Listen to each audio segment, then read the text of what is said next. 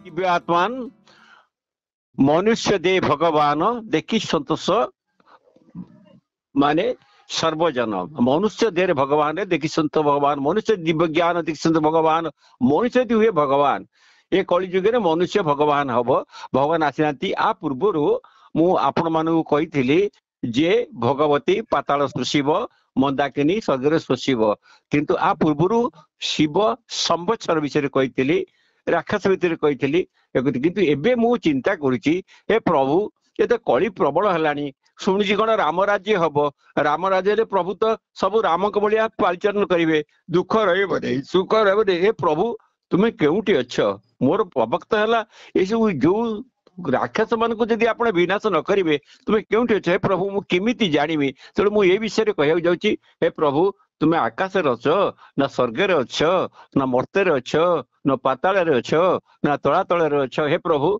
मु आपण को संबोधन करुच्ची हे दर्शक प्रिय बंधु आपण शुणु प्रभुंकर ए कली जुगरे बा चारि जुगरे सत्ता किपरि निरूपण करा जाए आ प्रभु को किपरि पाई जाए प्रभु को किपरि दर्शन करा जाए साधारणतः मनुष्य मध्य प्रभु आसती कृष्ण आसते कई जान नी कृष्ण जी राम आसते कई जान नी राम जिते आपणकर सत्य जुगे नारायण रूप आसते कई जान नर नारायण बोली कहून तेणु चारि जुगर कलकी आसवे कई जापर कलकी देवी तेणु मुझे जो सब्जेक्ट देवी आज हे प्रभु तुम्हें केउठी मु किपरि पाइबी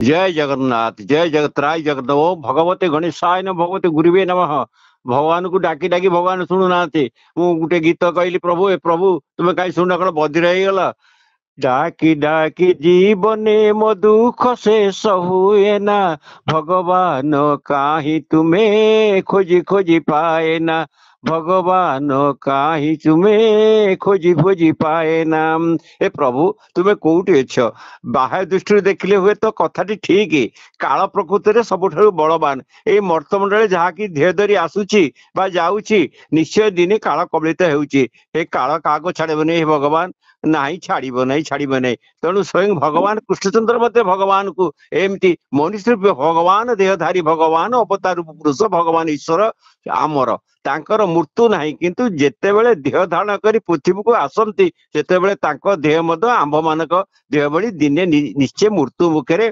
पड़ब जमी कृष्ण जाइए मर्यादा पुरुष पुरुषोत्तम जाइए लक्षण जाइए एमती केते केते महाराज जीशु जाइछन्ते तेणु नर नारायण रूप जी आसते सी भी जाइछन्ते कारण से देह मध्य आम मान देह भली पंच महाभूत गठित होती ए दिव्य चेतना मुझे डाकी डाकी जीवन मो दुख शेष हुए ना भगवान कहीं तुम्हें खोजी खोजी पाइना ए प्रभु तुम्हें कौटी अछ ए मर्तमंडल अछ ना आकाश अछ ना संसार अछ ना भूपृष्ठ अछ ना भूवलोक अछ ना सोलोक अछ ना महलोक अछ ना सतलोक अछ हे प्रभु तुम अगुणित तुम अनंत तुम दिव्य शक्तिधारी हे प्रभु एगुड़िक सब निश्चय निश्चर आमे प्रभु आमे क्षणस्थायी किंतु आपण हूँ क्षण चिर आत्मा जिते आपण देह को आमे आसु से आम देहरे गोटे कथा उठे प्रभु आपण जो मु डाकी डाकी डाकी डाकी बुढ़ा हेलेनी किंतु पाऊनी किंतु आमर जो देह प्रभु होची माटी पानी पवन अग्नि आकाश मिशि जाउची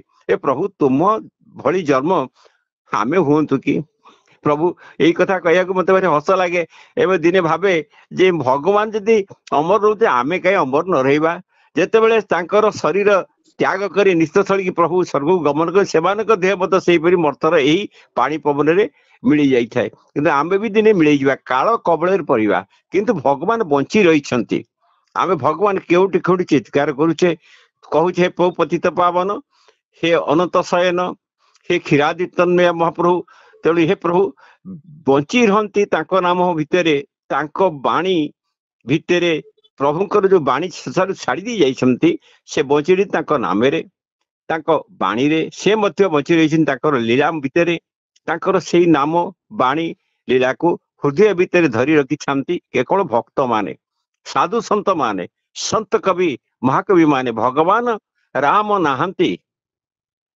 किंतु वर्तमान राम बाहरी शरीर रे मात्र महाकवि वाल्मीकि सत कवि तुलसीदास काव्य महाकाव्य भितर राम बंची रही कहते ତେଣୁ ଇଏ ଯେ ରାମ ରାଜ୍ୟ ହଉଛି ରାମ ବଞ୍ଚି ରହିଛନ୍ତି, ଭଗବାନ ଶ୍ରୀକୃଷ୍ଣ ଶରୀର ନାହାନ୍ତି, କିନ୍ତୁ ବ୍ୟାସଙ୍କ ମହାଭାରତରେ ବ୍ୟାସଦେବ ଲେଖିଛନ୍ତି ଶ୍ରୀକୃଷ୍ଣ ଅଛନ୍ତି, ସବୁ ଜାଗାରେ ଅଛନ୍ତି, ସବୁ ଜାଗାରେ ରହିବେ, ସବୁବେଳେ ଆସିବେ, ଭକ୍ତ ସହ ଲୀଳାଖେଳା କରିବେ। କୋଉଠି କହୁଛନ୍ତି ବୃନ୍ଦାବନରେ ନିଧିବନରେ ଅଛନ୍ତି, ସେ ରାତି 2ଟା 40 ଡେରି ଆସନ୍ତି, ଗୋପୀ ସେ ଖେଳନ୍ତି, ସବୁ ହାଲେ ବୁଲି ପଳେଇ ଯାଆନ୍ତି। କିନ୍ତୁ ଶ୍ରୀମଦ ଭାଗବତ ଭିତରେ ଗୋଟିଏ ପୁସ୍ତକ ଅଛି ପ୍ରଭୁଙ୍କର 700 ଶ୍ଲୋକ ବିଶିଷ୍ଟ, ତା ଦେହରେ ବହୁ ବଞ୍ଚି ରହିଛନ୍ତି। ଈଶ୍ୱର ପୁତ୍ର ଯୀଶୁ, ମହାପୁରୁଷ ମହମ୍ମଦ ଯେ ମୁସଲମାନଙ୍କ ଦେବତା, ତଥାଗତ ବୁଦ୍ଧ ଆମ ଆଗରେ ଶରୀରଧାରୀ ନାହାନ୍ତି, କିନ୍ତୁ ବାଇବେଲ, କୋରାନ ଓ ଧର୍ମପଦ, ଜାତକର ଯେକୌଣସି ବିଷୟବସ୍ତୁ ଏ ସଂସାରରେ ବଞ୍ଚି ରହିଛି। ଆମେ ଯେତେବେଳେ ସେଇ ସବୁ ଗ୍ରନ୍ଥ ଶ୍ରଦ୍ଧା, ନିଷ୍ଠା, ଭକ୍ତି ସହକାରେ ଆମେ ତାକୁ ଅବଲୋକନ କରୁ ବା ମନ ଭିତରେ ମନନ କରୁ ବା ପାଠ କରୁ, ସେତେବେଳେ ଆମ ମଧ୍ୟ ହୃଦୟରେ ଭଗବାନଙ୍କର ସ୍ଥାପନା ହୁଏ, ଭଗବାନ ଆମ ଶରୀରରେ ଜୀବିତ ହୁଅନ୍ତି। ସେହିପରି ସେମାନେ ମଧ୍ୟ ବଞ୍ଚି ରହିଛନ୍ତି ଯୁଗ ଯୁଗ ଧରି ଭକ୍ତମାନଙ୍କ ହୃଦୟରେ। ଭଗବାନ ନିଜେ କହିଛନ୍ତି ତାଙ୍କ ଭକ୍ତ ନାରଦକୁ, ହେ ନାରଦ, ମୁଁ ବୈକୁଣ୍ଠରେ ନାହିଁ କିମ୍ବା ଯୋଗୀ ମୁନି ଋଷି ଜ୍ଞାନୀ ମାନଙ୍କ ହୃଦୟରେ ନାହିଁ, ମୋର ଅନୁରକ୍ତ ଭକ୍ତ ମାନେ ଯୋଉମାନେ ମତେ ଗଭୀର ଭାବେ ମାନେ ଭଲ ପାଆନ୍ତି, ସେଇମାନଙ୍କ ଯେତେବେଳେ ଯେଉଁଠି ଯେଉଁ ଭାବରେ ମୋ ନାମ ଧରନ୍ତି ବା ଡାକନ୍ତି, ମୁଁ ତାଙ୍କୁ ପାଖକୁ ଯାଏ, ତାଙ୍କ କର୍ମ କରେ। ଥରେ ଆପଣ ରୁକ୍ମଣୀଙ୍କ ସାଙ୍ଗରେ ପଶା ଖେଳୁଥିଲେ, ଭୁସ୍କିରି ଭଗବାନ ଉଠି ବାହାରିଲେ, ନା ମୁଁ ଜଣେ ଭକ୍ତ ଡାକୁଥିବ ରହିପାରିବିନି। ସେଠୁ ଆସିଲେ, ସେତେବେଳେ ଭକ୍ତ ଡାକିଥିଲେ କଣ, ଆପଣଙ୍କର ପାଣ୍ଡବ, ଅର୍ଜୁନ, ନକୁଳ, ସହଦେବ, କୁନ୍ତୀ, ଦ୍ରୌପଦୀ କି ବ୍ୟବସ୍ଥା କରାଯାଉଥିଲା, ସବୁ ବସ୍ତୁରେ ପ୍ରଭୁ ହଠାତ୍ କରି ପହଞ୍ଚିଥିଲେ। ସେଇଭଳି ଭଗବାନ କାହାନ୍ତି କୋଉଠି ଅଛି ବୋଲି କେବେ ଆଖୁତେ ଲୁହ ବହେ, ହେ ପ୍ରଭୁ ତୁମର ଗୁଣ ରୂପ ସ୍ମରଣ କରି ମୋ ମନ ମଧ୍ୟ ଲୀଳାକୀର୍ତ୍ତନରେ ଆନନ୍ଦ ଆହ୍ଲାଦରେ ଉନ୍ନତ ହଉଛି। ହେ ପ୍ରଭୁ, ମନ ହଉଛି ଆପଣଙ୍କ ନାଁ ଗାଇ ନୃତ୍ୟ କରନ୍ତି। ଅସଲି କଥା ହଉଛି ଭଗବାନ ସବୁବେଳେ ସବୁଠାରେ ସୂକ୍ଷ୍ମ ରୂପରେ ବ୍ୟାପି ରହିଛନ୍ତି। ଯେତେବେଳେ ଯେଉଁଠାରେ ଆମେ ତାଙ୍କୁ ସ୍ମରଣ କରିବା, ସେ ସେତେବେଳେ ସେଇ ଜାଗାରେ ନିଶ୍ଚୟ ଲୀଳା କରିବା ବା ଆସି ପହଞ୍ଚିବେ। ଏଇଟା ହଉଛି ମାନେ ଭକ୍ତଙ୍କର ଭାବିବା, ମାନେ ଭୋଳ ହବାର ଭାବ। ଯେତେବେଳେ ଆମ ହୃଦୟରେ ତାଙ୍କ ଅନୁଭବ ଉଚିତ ବା ଉପଲବ୍ଧ କରିବା, ଆମ ଭିତରୁ କେହି ଯଦି ସେଇପରି ଅତି ପ୍ରଗାଢ଼ ଭକ୍ତି ଥାନ୍ତି, ତେବେ ସେ ତାଙ୍କୁ ସୂକ୍ଷ୍ମ ଦୃଷ୍ଟିରେ ସବୁବେଳେ ଦର୍ଶନ କରନ୍ତି। ରାମ, କୃଷ୍ଣ, ବୁଦ୍ଧ, ଯୀଶୁ, ମହମ୍ମଦ ଦିବ୍ୟ ଆତ୍ମା ମାନେ ଯେ ସଂସାରକୁ ଆସିଥିଲେ, ସୂକ୍ଷ୍ମ ସ୍ତରରେ ଜୀବିତ ନଥାନ୍ତେ, ତେବେ କୋଟି କୋଟି ନର ନାରୀ ହଜାର ହଜାର ବର୍ଷ ଧରି ତାଙ୍କୁ ମନେ ରଖି ଅଛନ୍ତି। କାହିଁକି ନା ସେଇଭଳି କଥା ଲେଖିଥିଲେ, ଏଇଭଳି ଶବ୍ଦ କହିଥିଲେ, ଏଇଭଳି ବାକ୍ୟ କହିଥିଲେ, ଯାହାକୁ ଆଜି ସମସ୍ତେ ମନେ ରଖିଛନ୍ତି। ତେଣୁ ବହୁ ବଡ ବଡ ରାଜା, ମହାରାଜା, ସମ୍ରାଟ, ବୀର ପୁରୁଷ ପୃଥିବୀରେ ବହୁ ରାଜ୍ୟ କରିଛନ୍ତି, ବହୁ କୀର୍ତ୍ତି ମଧ୍ୟ ରଖିଯାଇଛନ୍ତି। ଇତିହାସରେ ସେମାନଙ୍କ ନାମ ଓ କାର୍ଯ୍ୟକଳାପ ଲିପିବଦ୍ଧ ହୋଇ ରହିଛି, କିନ୍ତୁ ଆମେ ଯୋଉ ପଢୁଛୁ, ସେମାନେ ଆମକୁ ଉଦ୍ବୁଦ୍ଧ କରିପାରନ୍ତି ନାହିଁ, ତାଙ୍କ କଥା ଆମେ ମନେ ରଖୁନାହିଁ। କାରଣ ରାମ, କୃଷ୍ଣ, ବୁଦ୍ଧ, ଯୀଶୁ, ମହମ୍ମଦ ପ୍ରଭୃତି ଆଜି ସୁଦ୍ଧା କୋଟି କୋଟି ଲୋକ ହୃଦୟ ରଖିଛନ୍ତି ଆଉ ଭଲ ପାଉଛନ୍ତି। କାହିଁକି ନା ଭକ୍ତି କରୁଛନ୍ତି, ଭକ୍ତିରେ ମୁକ୍ତି ଅଛି, ବିଭକ୍ତରେ ନାହିଁ। ତାର କାରଣ ହେଲା ସେମାନେ ହୁଏତ ଭଗବାନଙ୍କ ଅବତାର, ନତୁବା ଭଗବାନଙ୍କ ଦ୍ଵାରା ପ୍ରେରିତ ଆଦି ପୁରୁଷ ଅଛନ୍ତି। ଶ୍ରଦ୍ଧାର ସହିତ, ନିଷ୍ଠାର ସହିତ, ଶୁଦ୍ଧ ଚିତ୍ତରେ ଯଦି କିଏ ରାମାୟଣ, ଗୀତା, ଭଗବତ, ବାଇବେଲ, କୋରାନ ଶରୀଫ ପାଠ କରେ, ତେବେ ସେ ନିଶ୍ଚୟ ଏକ ଅପୂର୍ବ ପବିତ୍ର ଭାବ ବେଗରେ ଆଦିଷ୍ଟ ହୋଇଯିବ। କାରଣ ଏସବୁ ଧର୍ମଗ୍ରନ୍ଥ ଗୁଡିକରେ ଶବ୍ଦ ଓ ବାକ୍ୟରେ ବହୁତ ଭଗବାନର ଶକ୍ତି ଭରି ରହିଛି, ଚେତନା ଶକ୍ତି ନିହିତ ଅଛି। ଏଗୁଡିକୁ ସାଧାରଣ ଶବ୍ଦ ବା ବାକ୍ୟ ନୁହେଁ।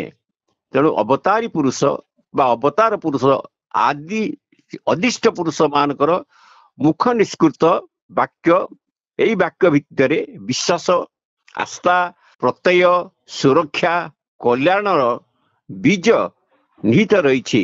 ତେଣୁ ଏହି ବାକ୍ୟ ଗୁଡିକ ପ୍ରତ୍ୟେକ ଗୋଟିଏ ଗୋଟିଏ ମନ୍ତ୍ର, ଯୋଉମାନେ ସତ୍ କୁସତ୍ ଈଶ୍ୱରକୁ ଚାହାନ୍ତି, ସେମାନେ ଏଇ ସବୁ ଯୋଉ ଧର୍ମଗ୍ରନ୍ଥ ସଂସାରରେ ବା ଇଏ ଧରାପୃଷ୍ଠରେ ଚାଲିଛି, ସେ ଧର୍ମଗ୍ରନ୍ଥକୁ ପରମ ବିଶ୍ୱାସର ସହିତ ବିନା ତର୍କରେ, ବିନା ବିଚାରେ ଅଧ୍ୟୟନ କରନ୍ତୁ, ସଦାୟ କରନ୍ତୁ, ମନନ କରନ୍ତୁ। ଆମେ ଯେପରି ଇତିହାସ ବହି ପଢୁ, ରାଜନୀତି ବିଜ୍ଞାନ ପଢୁ, ସେଇପରି ଧର୍ମଗ୍ରନ୍ଥ ପଢିବା ଉଚିତ। ମନୁଷ୍ୟର ବିଚାର ବୁଦ୍ଧି ଦେଇ ଆମେ ରାମ, କୃଷ୍ଣ, ଯୀଶୁ, ମହମ୍ମଦକୁ ବୁଝିବା କେବେ ବା ଉଚିତ ନୁହେଁ। ସେ ସବୁ ଚରିତ୍ର ଏବଂ ସେ ସବୁ ବାକ୍ୟ ଆମ ବୁଦ୍ଧି ବିଚାରର ଅତୀତ, ତାଙ୍କୁ ବିଶ୍ୱାସ ମଣିଷର ଉପଲବ୍ଧର ବିଷୟ। ନା ଆପଣ କଣ କହୁଛନ୍ତି ଆଜ୍ଞା? ଆଜ୍ଞା ଠିକ ଆଜ୍ଞା। ତେଣୁ ଅବତାର ଶବ୍ଦର ଅର୍ଥ ହେଲା ଯେ ଉର୍ଦ୍ଧ୍ୱରୁ ସମତଳକୁ ଅବତରଣ କରେ, ଓହ୍ଲାଇ ଆସେ। ଅରୂପ ନିର୍ଗୁଣ ଅନାମ ନିଷ୍କ୍ରିୟ ଶକ୍ତି ଚେତନା ଆଲୋକ ରୂପୀ ପରବ୍ରହ୍ମ ଯେତେବେଳେ ଏହି ସ୍ଥୂଳ ଜଗତରେ ବିଶେଷ ରୂପେ ଗୁଣ ଓ ନାମ ଧାରଣ କରି କ୍ରିୟା କରନ୍ତି, ତାଙ୍କର ଏହି ବିଶେଷ ଦିବ୍ୟ ଲୀଳା ପ୍ରଦର୍ଶନ କରନ୍ତି, ସେତେବେଳେ ଆମେ ସବୁ କହୁ ପ୍ରଭୁ କିଏ ଅବତାର ଆସିଛନ୍ତି କି ଅବତାରୀ ଆସିଛି। କିନ୍ତୁ ଉଦାର ଅର୍ଥରେ ଦେଖିଲେ ପୃଥିବୀରେ ଯେତେ ଯାହା ସ୍ଥାବର ଜଙ୍ଗମ ସୃଷ୍ଟି ହୋଇଛି ସମସ୍ତେ ସେଇ ଅବ୍ୟକ୍ତ ପରମ ବ୍ରହ୍ମଙ୍କର ବ୍ୟକ୍ତ ଅବତାର ଶବ୍ଦ ଏକ ବିଶେଷ ଅର୍ଥରେ ବ୍ୟବହୃତ ହୋଇଯାଇଛି। ଏ ବିଷୟରେ କୋଟି କୋଟି ସାଧାରଣ ସୃଷ୍ଟି ବସ୍ତୁ ଭିତରେ ଯେଉଁ ବସ୍ତୁଟି ଅସାଧାରଣ ଭାବରେ ବୃହତ ବିରାଟ ମହାନ ପ୍ରଭାବଶାଳୀ, ତାହା ଭିତରେ ଭଗବାନଙ୍କ ବିଶେଷ ଶକ୍ତି ବା ଐଶ୍ୱର୍ଯ୍ୟ ପ୍ରକଟିତ ହୋଇ ରହିଛି। ନା ଆପଣଙ୍କ ମତାମତ କଣ ଆଜ୍ଞା? ଠିକ ଆଜ୍ଞା। ପର୍ବତ ମାନଙ୍କ ଭିତରେ ମଧ୍ୟ ପ୍ରଭୁଙ୍କ ସତ୍ତା ରହିଛି, ସ୍ଥାବର ଜଙ୍ଗମ ଲୀଳା ଭିତରେ ବି ପ୍ରଭୁ ଆମେ ଯେପରି ଭାବରେ ପ୍ରଭୁଙ୍କୁ ଉପଲବ୍ଧ କରିବା ଆମେ ସେପରି ଭାବରେ ପ୍ରଭୁଙ୍କୁ ପାଇବା। ତେଣୁ ପ୍ରଭୁ କୋଉଠି ନଥାନ୍ତି, ପ୍ରଭୁ ଆମର ଚେତନା, ଦିବ୍ୟ ଧାରଣା, ଭକ୍ତି ଭାବ, ନିଷ୍ଠା ସହିତ କର୍ମ କରିବା। ଯେମିତି ଆମେ ବସ୍ତ୍ର ପିନ୍ଧୁଛେ, ଆଜି ସଫା କଲେ କାଲିକି ସଫା କରୁଛେ, ସେ ବସିଆଲେ ଫୋପାଡ଼ି ଦଉଛେ, ଯେମିତି ଆମେ ପ୍ରଭୁଠୁ ବାସି ଫୁଲ କାଢୁଛେ। ତେଣୁ ହିମାଳୟ ନଦୀ ମାନଙ୍କ ଭିତରେ ଗଙ୍ଗା, ଯେମିତି ବୃକ୍ଷ ମାନଙ୍କ ଭିତରେ ଅଶ୍ୱତ୍ଥ, ଯେମିତି ସରୀସୃପ ମାନ ମଧ୍ୟରେ ଅହିରାଜ ବାସୁକି, ଗ୍ରହ ନକ୍ଷତ୍ର ମାନ ମଧ୍ୟରେ ସୂର୍ଯ୍ୟ, ଜଳାଶୟ ମାନଙ୍କ ଭିତରେ ସମୁଦ୍ର, ପୁଷ୍ପ ମାନଙ୍କ ଭିତରେ ପଦ୍ମ, ଔଷଧ ମାନଙ୍କ ଭିତରେ ଅମୃତ, ପକ୍ଷୀ ମାନଙ୍କ ଭିତରେ ଗରୁଡ, ପଶୁ ମାନଙ୍କ ଭିତରେ ସିଂହ, ଗୃହପାଳିତ ପ୍ରାଣୀ ମାନଙ୍କ ଭିତରେ ଗାଈ, କୀଟ ମାନଙ୍କ ମଧ୍ୟରେ ବଜ୍ର କୀଟ, ଯିଏ ପଥରକୁ ଖୋଳି ଖୋଳି ତାହା ଭିତରେ ଦେବମୂର୍ତ୍ତି ବା ଦିବ୍ୟ ପ୍ରତୀକ ଅଙ୍କନ କରେ ଓ ତାହା ଶାଳଗ୍ରାମ ରୂପରେ ପୂଜିତ ହଉଛି। ତେଣୁ ଘରେ ଘରେ ବ୍ରାହ୍ମଣ ମାନଙ୍କ ସମାଜର, ମୁନିଷୀ ମାନଙ୍କ ସମାଜର ରଥ ହଉ ଯେକୌଣସି କର୍ମ ଶାଳଗ୍ରାମ ହଉଛି ଶ୍ରେଷ୍ଠ ମନୁଷ୍ୟ ମାନଙ୍କ ଭିତରେ ମା ଗଣ, ସେଇମାନେ ଓ ବିଶେଷ ପ୍ରଭାବଶାଳୀ ବ୍ୟକ୍ତି ମାନେ। ଉଦାହରଣ ସ୍ୱରୂପ ଏ ସୃଷ୍ଟିରେ ଭଗବାନଙ୍କର ଅସାଧାରଣ ଶକ୍ତି ବା ଐଶ୍ୱର୍ଯ୍ୟ ବା ଗୁଣ କିପରି ଏକ ବିଶେଷ ସ୍ଥାନରେ ପ୍ରକଟିତ ହୋଇଛି ତାହା ବୁଝି ହୁଏ। କୋଉଠି ଭଗବାନ ଶାଳଗ୍ରାମ ପ୍ରକଟି ହେଲେ, ବଜ୍ର କୀର୍ତ୍ତନ କାଟିଲା, ଶାଳଗ୍ରାମ ଇଷ୍ଟ ବେଲେ, ଏଇ ସାଧାରଣ ତତ୍ଵକୁ ବିଭୂତି କୁହାଯାଏ। ଏଇ ସାଧାରଣ ବିଭୂତି ଗୁଡିକ ପ୍ରତି ଶ୍ରଦ୍ଧାର ସହିତ ମନୋଯୋଗ ହେଲେ ଆମର ମନ ସ୍ୱତ ସେଇ ଅତ୍ୟନ୍ତ ଭଗବାନଙ୍କ ଆଡକୁ ଅଗ୍ରସର ହୋଇଥାଏ। ଏହି ବିଭୂତି ମାନେ ଭଗବାନଙ୍କ ବିଶେଷ ବିଶେଷ ଶକ୍ତି ଓ ଗୁଣ ଧରି ସବୁ ଯୁଗରେ ସବୁ ଦେଶରେ ଜନ୍ମ ହୋଇଥାନ୍ତି, ଅଦ୍ଭୁତ କ୍ରିୟା ମାନଙ୍କ ସମ୍ପନ୍ନ କରିଥାନ୍ତି। ମହା ମହା ବୈଜ୍ଞାନିକ, କବି, ଶିଳ୍ପୀ, ଦାର୍ଶନିକ, ଧର୍ମାଚାର୍ଯ୍ୟ, ରାଷ୍ଟ୍ରନାୟକ ସମସ୍ତେ ଈଶ୍ୱରଙ୍କର ବିଭୂତି। ନା ଆପଣଙ୍କ ମତାମତ କଣ ଆଜ୍ଞା? ଠିକ ଆଜ୍ଞା। କିନ୍ତୁ ଅବତାର କଥା ସ୍ୱତନ୍ତ୍ର। ପରମେଶ୍ୱର ସ୍ୱୟଂ ଏକ ବିଶେଷ ଉଦ୍ଦେଶ୍ୟରେ ତାଙ୍କର ସଂଘ ପାଙ୍ଗ ବିଭୂତିକୁ ମାନି ଧରି ସଂସାରକୁ ଆସିଥାନ୍ତି, ପୃଥିବୀରେ ଆବିର୍ଭୂତ ହେଇଥାନ୍ତି। ତେଣୁ ଶ୍ରୀମଦ୍ ଭଗବତ ଗୀତାରେ ଭଗବାନ ଶ୍ରୀକୃଷ୍ଣ କହନ୍ତି, ଯେତେବେଳେ ଧର୍ମର ଗ୍ଲାନି ହୋଇଥାଏ, ଅଧର୍ମ ପ୍ରବଳ ହୋଇଥାଏ, ସେତେବେଳେ ମୁଁ ଆସେ, ଯେତେବେଳେ ଧରାପୃଷ୍ଠରେ ଅବତୀର୍ଣ୍ଣ ହୋଇ ପୁନର୍ବାର ଧର୍ମକୁ ସ୍ଥାପନ କରେ। ତେଣୁ ପ୍ରଭୁ କଣ କରନ୍ତି, ଅଧର୍ମୀ ଦୁରାଚାରକୁ ବିନଷ୍ଟ କରିବା ପାଇଁ ଏବେ ବି ଆସୁଛନ୍ତି, ଆସି ସାରିଛନ୍ତି। ଏ କଳିଯୁଗରେ ପ୍ରଭୁ କହିଛନ୍ତି, ମୁଁ ଆଉ ଜନ୍ମ ନେବି ନାହିଁ, କୌଣସି ଦିବ୍ୟ ଶରୀର ଭିତରେ ପଶି ଲୀଳାଖେଳା କରିବି କଳ୍କି ରୂପରେ। ଏହା ହଉଛି ସତ ସତ ସତ। ଏକଥା ସତ ଯେ ପୃଥିବୀରେ ଆବାହନ କାଳରୁ ଧର୍ମଶାସ୍ତ୍ର ଆଗକୁ ଆଗକୁ ବହି ଯାଉଛି, କିନ୍ତୁ ସେହି ବହମାନ ସ୍ରୋତରେ ଧର୍ମପରାୟଣ ବ୍ୟକ୍ତି ମାନେ ଅବ୍ୟକ୍ତ ଅନ କରି ସେହି ବାହ୍ୟ ସ୍ରୋତ ସହିତ ଈଶ୍ୱର ରୂପୀ ମହାସାଗର ଅଭିମୁଖେ ଯାତ୍ରା କରନ୍ତି। କିନ୍ତୁ ମଧ୍ୟ ମଧ୍ୟ ଏପରି ଦୁଃସମୟ ଆସେ ଯେତେବେଳେ କି କୌଣସି ଅଜ୍ଞାତ କାରଣରୁ ଦୁଷ୍ଟ ଶକ୍ତି ମାନେ ବହୁଳ ପରିମାଣରେ ଏ ପୃଥିବୀରେ ଜନ୍ମ ହୋଇ ସାରିଛନ୍ତି ଏବଂ ସେଇମାନଙ୍କ ଅଜ୍ଞାନ ଅପଶକ୍ତି ପ୍ରବଳ ହୋଇ ଉଠିଛି। ସେମାନଙ୍କୁ ବହମାନ ସବୁ ଶତ୍ରୁ ବନ୍ଦ କରିବା ପାଇଁ ପ୍ରଭୁ କଳ୍କି ରୂପରେ ଆସିଛନ୍ତି, ଏ ଖେଳାଲୀଳା କରିବେ। ଫଳରେ ଅଧର୍ମ, ଅନ୍ୟାୟ, ଅନୀତି, ଅନାଚାର ବ୍ୟାପି ଯାଇଛି, ତାକୁ ସବୁ ବିନିଷ୍ଟ କରିବେ। ଜଡବାଦୀ, ଭୋଗପ୍ରବଣ ନାସ୍ତିକ ମାନଙ୍କର ସଂଖ୍ୟା ଏଠି ବଢିଛି, ଈଶ୍ୱରଙ୍କ ଭାବ ଲୋପ ପାଇଯାଉଛି, ପ୍ରେମ, ସତ୍ୟ, ଦୟା, କ୍ଷମା, ଅହିଂସା, ଉଦାରତା, ଦାନ, ଦକ୍ଷିଣା, ସେବା, ତ୍ୟାଗ, ତିତିକ୍ଷା, ସଦ୍ଗୁଣଗୁଡ଼ିକ ସବୁ ଲୋପ ପାଇ ଆସୁଛି। ତେଣୁ ମଣିଷ କଣ ହଉଛି, ପ୍ରକୃତିରୁ ତିରୋହିତ ହୋଇଯାଇଛନ୍ତି। ସେଗୁଡ଼ିକ ସ୍ଥାନରେ କଣ ଆସିଛି? ଅହଙ୍କାର, ସ୍ୱାର୍ଥପରତା, ମିଥ୍ୟାଚାର, ହିଂସା, ଈର୍ଷା, ଅସୂୟା, ନୃଶଂସ ଭାବ, ଆସୁରିକ, ପୈଶାଚିକ ଦୁର୍ଗୁଣ ଗୁଡ଼ିକ ଘୋର ବଢିବାରେ ଯାଇଛି ସମାଜରେ। ତଥାପି ଯୋଉ ଅଳ୍ପ କେତେ ଜଣ ସାଧୁ ପ୍ରକୃତିର ଜ୍ଞାନୀ ଓ ଈଶ୍ୱରପଣା ବ୍ୟକ୍ତି ଥାନ୍ତି, ସେମାନଙ୍କର ଉପରେ ସେଇ ଦୁଷ୍ଟ ମାନେ ବହୁ ଅତ୍ୟାଚାର କରନ୍ତି ବା କରୁ ଆସିଛନ୍ତି। ଫଳରେ ସେମାନେ ବଡ କଷ୍ଟ ପାଆନ୍ତି। ତେଣୁ ନିରୁପାୟ ହୋଇ ଭଗବାନ ଧରାପୃଷ୍ଠକୁ ଆସନ୍ତି। କିନ୍ତୁ ଏ କଳି ଯୁଗରେ ଭଗବାନ କେବେ କୌଣସି ରଜ ବିଜୟରେ ଗଢା ହେବେନି, କୌଣସି ଦିବ୍ୟ ଚେତନାଧାରୀ ପୁରୁଷ ଭିତରେ ପଶି ଖେଳାଳିଆ କରିବେ ବୋଲି କହୁଛନ୍ତି। ତେଣୁ ଅସହାୟ ଧର୍ମପରାୟଣ ଲୋକମାନେ ଆକୁଳ ବ୍ୟାକୁଳରେ ଏକାଗ୍ର ଚିତ୍ତରେ କହୁଛନ୍ତି, ହେ ପ୍ରଭୁ ପରମେଶ୍ୱର, ଏଥିରୁ ରକ୍ଷା କର, ରକ୍ଷା କର, ରକ୍ଷା କର, ରକ୍ଷା କର। ତେଣୁ ଡାକନ୍ତି, ପ୍ରାର୍ଥନା କରନ୍ତି, ଯଜ୍ଞ କରନ୍ତି, ତପସ୍ୟା କରନ୍ତି, ନାନାବିଧ ସାଧ୍ୟ ସାଧନା କରନ୍ତି। ସେଇମାନଙ୍କର ଆକୁଳ ଆହ୍ୱାନରେ ପ୍ରତ୍ୟୁତ୍ତର ସ୍ୱରୂପ ସେଇ ପରମ ମକାଗୁଣିକ ପରମ ଦୟାଳୁ ପ୍ରଭୁ ଧର୍ମ ଧାର୍ମିକ ରକ୍ଷାକାରୀ ପରମେଶ୍ୱର ଏ ପୃଥିବୀରେ ଶରୀର ଧରି ଜନ୍ମଗ୍ରହଣ କରିଥାନ୍ତି ବା କାହା ଶରୀରରେ ପଶି ଏ ଧାରାକୁ ରକ୍ଷା କରନ୍ତି। ଯଥା ସମୟରେ ଯଥା ଉପାୟରେ ସେ ଦୁଷ୍ଟ ଶକ୍ତି ମାନଙ୍କୁ ଧ୍ୱଂସ କରନ୍ତି, ସେମାନଙ୍କ କବଳରୁ ଶିଷ୍ଟ ସାଧୁ ମାନଙ୍କୁ ରକ୍ଷା କରନ୍ତି। ଏ ଯୁଗ ଉପଯୋଗ ଏକ ନୂତନ ଧର୍ମ ଲୋକ ପ୍ରଦର୍ଶିତ କରନ୍ତି, ଏକ ନୂତନ ଧର୍ମଧାରା ସର୍ବ ଧର୍ମାଚାର ପ୍ରବର୍ତ୍ତନ କରନ୍ତି। ଆଗକୁ ଆଗକୁ ପ୍ରଭାବମାନ ଧର୍ମ ସ୍ରୋତରେ ଗତିଶୀଳରେ ସେଇ ସବୁ ପ୍ରତିବନ୍ଧକ ଥିଲା, କିନ୍ତୁ ପ୍ରଭୁ ଆସିବାରୁ ସେ ଦୂର କରିଦେଲେ। ଫଳରେ ଏଇ ଯୋଉ ଧର୍ମ, ଆମର ଯୋଉ ସନାତନ ଧର୍ମ କି ଆମର ଯୋଉ ହିନ୍ଦୁ ଧର୍ମ ସ୍ରୋତସ୍ୱିନୀର ଜଳ ପୁନଶ୍ଚ ଶୋଷ ହୋଇଛି, ରୁଦ୍ଧ ସ୍ରୋତ ପୁଣି ଆଗକୁ ବଢିଛି ଯୁଗ ଧରି ଏହି ଚାଲି ଆସିଛି। ପୃଥିବୀ ଜନ୍ମ ହେଲା ପରଠାରୁ ମାନବ ଜାତିର ପ୍ରଥମ ଧର୍ମାନୁଶେଷ ଧର୍ମବୋଧ ଆଗମ ହେଲା। ଦିନଠାରୁ ବାରମ୍ବାର ଏହି ସତ୍ୟ ସନାତନ ଧର୍ମର ଗତିଧାରା ମଧ୍ୟ ଦୁଷ୍ଟ ଅଧର୍ମୀ ଲୋକମାନଙ୍କ ଦ୍ୱାରା ଅବରୁଦ୍ଧ ହୋଇଛି ଏବଂ ସେଇ ରୁଦ୍ଧ ଧାରାକୁ ପୁଣି ପ୍ରଭୁ ପ୍ରଭାବମାନ କରିବା ପାଇଁ ଭଗବାନ ବାରମ୍ବାର ଏହି ପୃଥିବୀକି ଆସିବେ। ପୁଣି କାହା ଦେହରେ ବସନ୍ତୁ ବା ଜନ୍ମଗ୍ରହଣ କରନ୍ତୁ, ନଷ୍ଟପ୍ରାୟ ରୁଦ୍ଧ ଧର୍ମକୁ ପୁନର୍ବାର ଜୀବନାଶ କରନ୍ତି, ସଂସ୍ଥାପନ କରନ୍ତି। ଅବତାର ଯେତେବେଳେ ଆସନ୍ତି, ମୂଢ ପାମର ମାନ ତାଙ୍କୁ ଈଶ୍ୱର ବୋଲି ଚିହ୍ନି ପାରନ୍ତି ନାହିଁ, ତାଙ୍କୁ ମାରନ୍ତି, ଦୁଷ୍ଟ କଥା କହନ୍ତି। କିନ୍ତୁ ସାଧୁ ପ୍ରକୃତିର ଦିବ୍ୟ ସମ୍ବିଧାନ ଦର୍ଶନଶୀଳ ଲୋକମାନେ ତାକୁ ଦେଖିଲା ମାତ୍ରେ ଜାଣିପାରନ୍ତି ଇଏ କୌଣସି ଦିବ୍ୟ ଚେଷ୍ଟାଧାରୀ ଭଗବାନଙ୍କ ଭଳି ଗୋଟିଏ ନର। ମୂଢମାନେ ଭଗବାନଙ୍କ ମଣିଷ ରୂପୀ ଦେଖି ତାକୁ ସାଧାରଣ ମଣିଷ ବୋଲି ଭାବିଥାନ୍ତି। ଅଜ୍ଞାନତା ହେତୁ ସେମାନେ ଦିବ୍ୟ ଦୃଷ୍ଟି ଖୋଲି ନଥାଏ।